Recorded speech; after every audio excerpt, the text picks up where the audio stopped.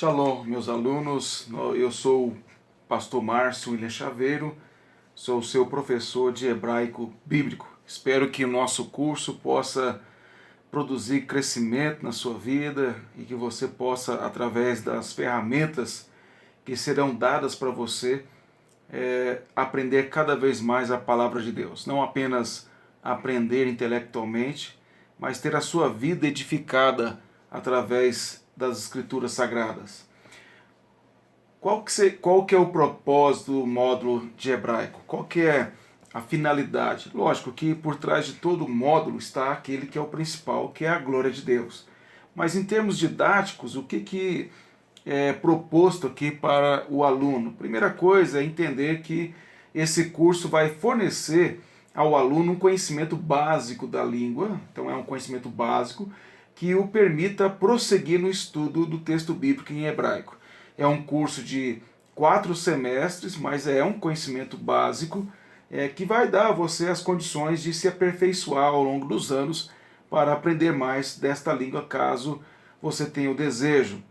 Outro propósito também que nós temos que entender é que o curso não é para você aprender conversação, é para você aprender o que é necessário para a exegese. A conversação ela não é fundamental e nem essencial para o aluno que quer usar o hebraico bíblico para poder interpretar o texto, fazer uma boa exegese. Segundo, que o que nós temos como propósito nesse curso, está ligado ao anterior, é ensinar o aluno a usar a gramática e o vocabulário para fazer futuramente exegese.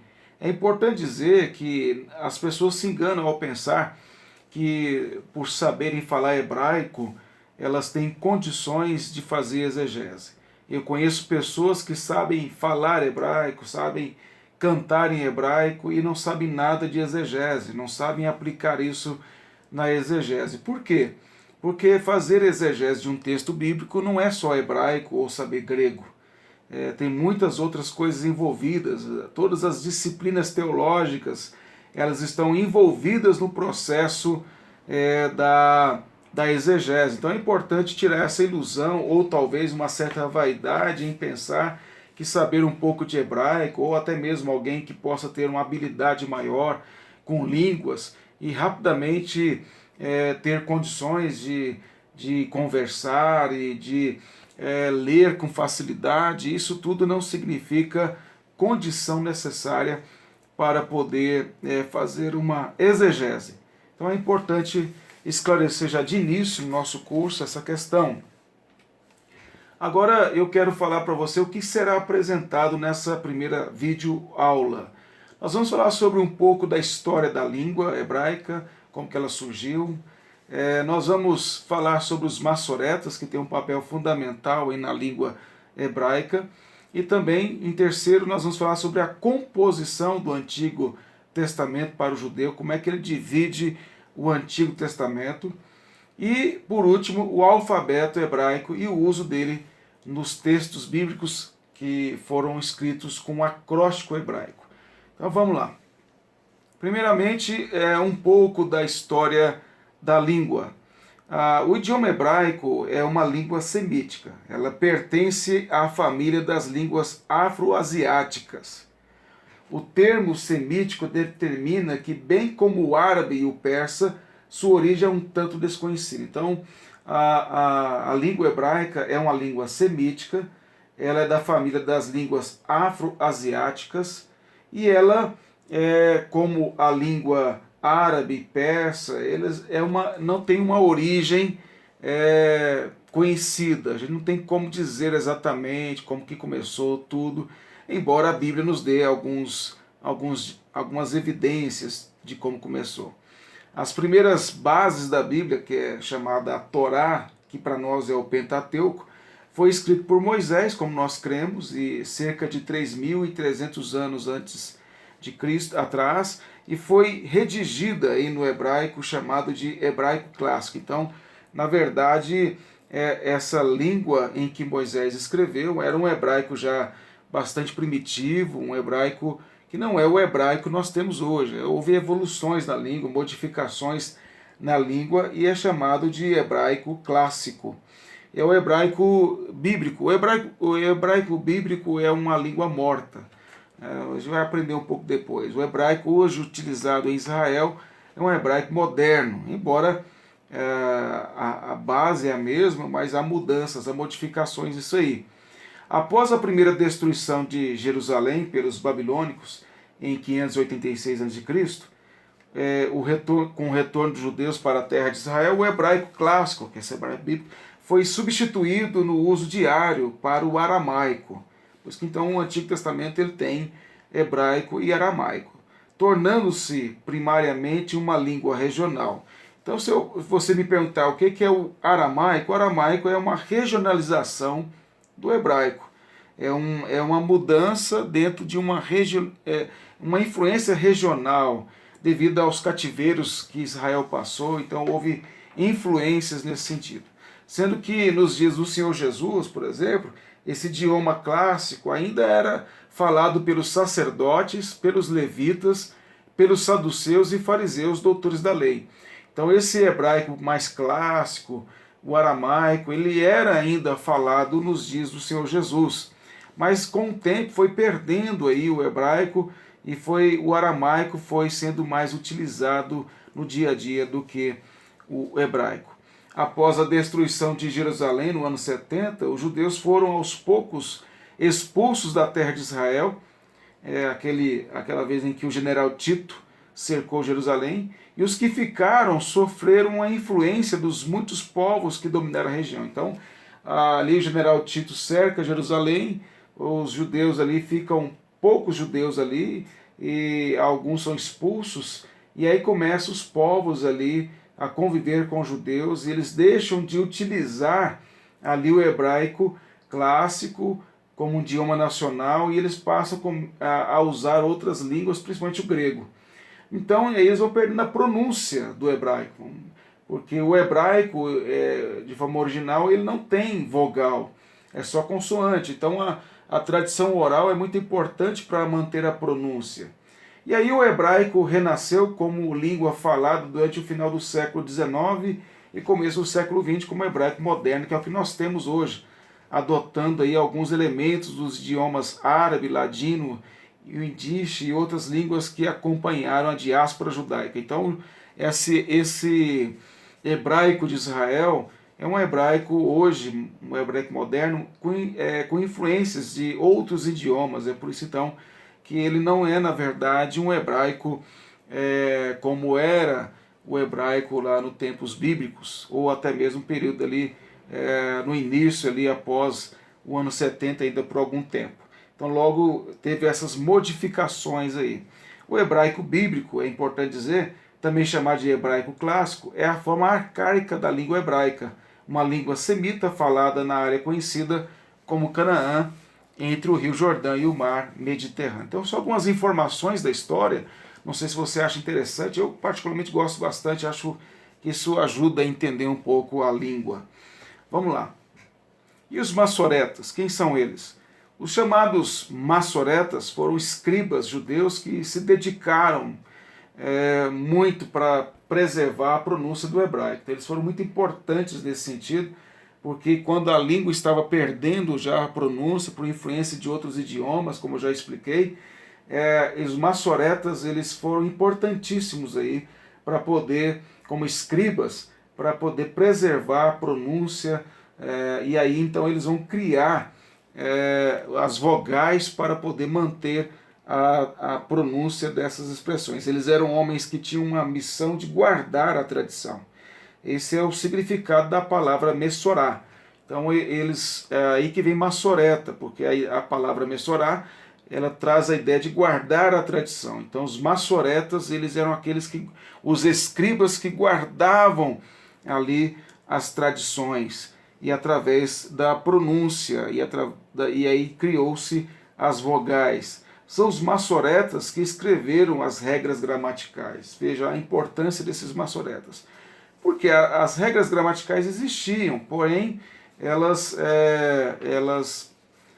não haviam sido escritas ainda, mas são os massoretas que vão colocar isso e vão escrever deixando isso mais claro. Então são importantíssimos, não somente para manter a pronúncia da língua, como também eles são utilizados aí por Deus, na providência santa de Deus, para poder criar esse estudo aí gramatical da língua, para que outras gerações pudessem estudar mais profundamente. A metodologia, eles eram muito exigentes assim, quanto ao trabalho deles. A metodologia utilizada era bastante rigorosa. Ao final de cada cópia pronta, imagine, ao final de cada cópia pronta, escrita à mão, todas as letras eram contadas e uma letra era estabelecida como a letra central de referência. Então, eles contavam cada letra e havia ali no centro daquela linha uma letra que era a referencial para eles. Então, assim as letras do início da cópia até a letra central teriam de estar perfeitamente iguais às do documento original.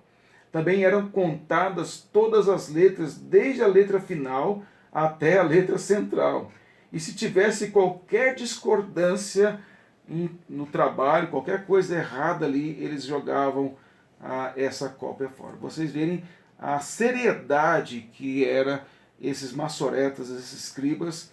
Geralmente a gente pensa em escribas apenas no lado negativo, por causa da atuação deles ali legalista em relação ao Senhor Jesus, mas a importância deles é muito grande no que diz respeito à composição, às cópias do Antigo Testamento e o zelo que eles tiveram para fazer isso. E nós utilizamos hoje o texto maçorético, que é o texto com as vogais, porque nós não sabemos as pronúncias e a gente aprende as pronúncias bíblicas ali a partir dessas vogais. Mais à frente a gente vai estudar sobre as vogais, aí você vai entender melhor essa questão. Um outro ponto importante aí é a composição do Antigo Testamento para o judeu. Nós chamamos de Antigo Testamento porque cremos no Novo Testamento, mas como que o judeu ele fala dessa estrutura aí do Antigo Testamento? Primeiramente ele chama a primeira parte ali seria a Torá, que é Moisés, ou a lei de Moisés, a tradução seria essa, a Torá é lei, né? Tem o aspecto didático do ensino de Deus e foi feito e escrito por Moisés. Então, às vezes, no Novo Testamento você vai ver a expressão Moisés ou lei de Moisés. Depois você tem a Nevim, que é profeta, são os outros livros do Antigo Testamento, incluindo os narrativos e os profetas. E tem o Ketuvim, que é os escritos, os salmos também poderiam estar dentro dessa parte aí. Um exemplo que nós podemos dar aqui de uso dessas divisões é o texto de Lucas 24, 44, quando o Senhor Jesus ele aparece aos discípulos depois de ressuscitado.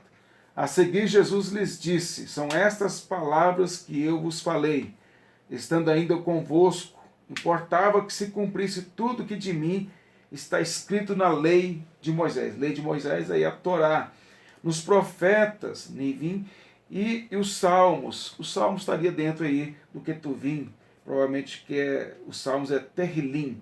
Mas só para você ver que o Senhor Jesus utiliza a divisão que era normal para os judeus.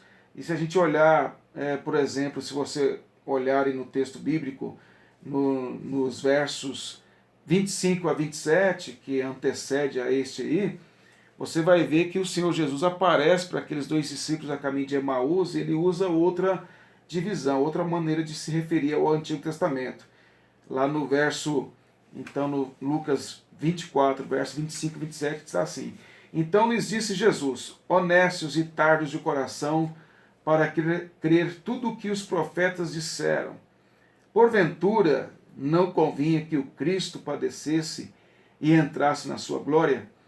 Aí o texto fala, e começando por Moisés, veja, ele não chama lei de Moisés, mas ele chama agora de Moisés, é a Torá, discorrendo por todos os profetas, expunha-lhes o que a seu respeito constava em todas as Escrituras. Lucas 24, verso 25 ao verso 27. Então, é só para você tomar um conhecimento acerca desse aspecto. Algumas informações importantes que eu tenho que dar para você.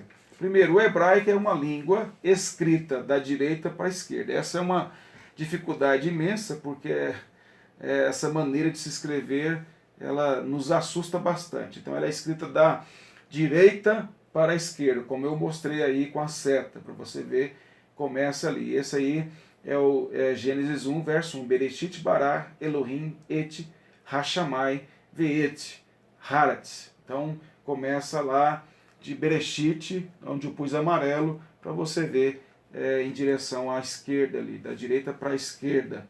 Outra coisa importante é que o alfabeto hebraico tem 22 letras, 22 consoantes. Algumas consoantes elas fazem papel, aí elas são duplicadas aí e elas têm funções praticamente iguais, a gente vai ver aí, mas a gente vai trabalhar vogal, consoante por consoante desse alfabeto aí na videoaula 2. O alfabeto hebraico não contém vogais, como eu já expliquei. Ele foi colocado pelos maçoretas, era apenas consoantes. E o hebraico hoje utilizado em Israel, além de ser moderno, tem influências de outros idiomas, também não há vogais nela. Você pode olhar aí nesse exemplo que eu dei da direita para a esquerda, que tem esses pontinhos embaixo aí, são as vogais. As consoantes é só esses quadráticos aí, que você pode ver aí na tela. O hebraico ele é uma língua quadrática. Vou ver que aí lógico que não está de forma cursiva o texto, mas ela é uma língua quadrática, você pode observar aí. Então as vogais, as consoantes seriam essas que são quadráticas e ali nós temos alguns sinais ali, mas há muitas vogais ali no texto. A gente vai estudar isso com maior cuidado depois. As vogais também elas foram criadas pelos maçoretas, como eu já mostrei. Agora nós vamos ver o alfabeto hebraico. Eu vou apresentar para você de uma maneira mais objetiva, mas fique tranquilo que a gente vai estudar na segunda videoaula de forma mais clara, mais detalhada, cada uma das consoantes que compõem o alfabeto hebraico. Então aqui é só uma visão geral para você. Então a primeira consoante do alfabeto hebraico é o Aleph, depois o Bet, depois o Gimel, depois o Dalet, depois o Re, depois o Vav, depois o Zain, depois o Het, depois o Tet, depois o Yod, depois o Kaf, depois o Lamed, depois o Men, depois o Nun, depois o Samik, depois o Ain, depois o Pe, depois o Tzadeh, Kof, depois o Resh, depois o Sin, depois o Shen e por último o Tav. Então são esses os que compõem o alfabeto hebraico. Agora eu vou mostrar para você isso na prática, a importância disso. O Salmo 119, todo ele é feito como um acróstico. Ou seja, o salmista pegou a consoante do alfabeto hebraico e foi fazendo os blocos começando sempre com aquela consoante. Eu vou apresentar para você primariamente aqui apenas do verso 1 ao verso 8, para você observar no texto hebraico. Se você tiver, por exemplo, a Bíblia Nova Jerusalém, a Bíblia Católica, ela traz a tradução mais literal e ela traz as diferenças lá. Ela traz o acróstico, Aleph, Bet, Gimel, ela vai mostrando as divisões. Também na corrigida, se não estiver equivocado, ela traz também não traz o termo hebraico, na língua hebraica, mas traz a transliteração, Aleph e tal. Então aqui a gente vai ver apenas de 1 a 8 o texto hebraico com o Aleph, apenas para exemplificar para você. Você pode ver aqui o verso 1, começa lá com Aleph, eu pus em vermelho. Verso 2, com Aleph. Verso 3, com Aleph. Verso 4, com Aleph. verso 5 com Aleph, verso 6 com Aleph, verso 7 com Aleph, verso 8 com Aleph. Então você pode observar que o salmista começa cada um dos versículos aí com um Aleph, que é o acróstico. Depois o próximo bloco, eu não vou mostrar nessa aula, mas o próximo bloco é com Bet. E aí ele vai fazer a mesma coisa. Então aqui é só para você ver como que vários textos bíblicos, não é só Salmos, há vários textos bíblicos que o autor utilizou desse acróstico, utilizando aí cada consoante do alfabeto hebraico para poder iniciar ali a sua fala. E aí ele faz como Davi fez aqui, cada versículo um acróstico. Uma declaração de acordo com o acróstico daquela consoante hebraica. Ó, só mais uma vez, você vê lá, começa com Aleph, você pode ver que o finalzinho ali tem 2 pontos, né? Esses 2 pontos no hebraico é como se fosse o ponto final da nossa língua. Então ele começa ali a declaração e ele termina a declaração no versículo 1. Aí ele vai e faz outro versículo, começando com Aleph, termina. Ele vai, começa com Aleph, termina.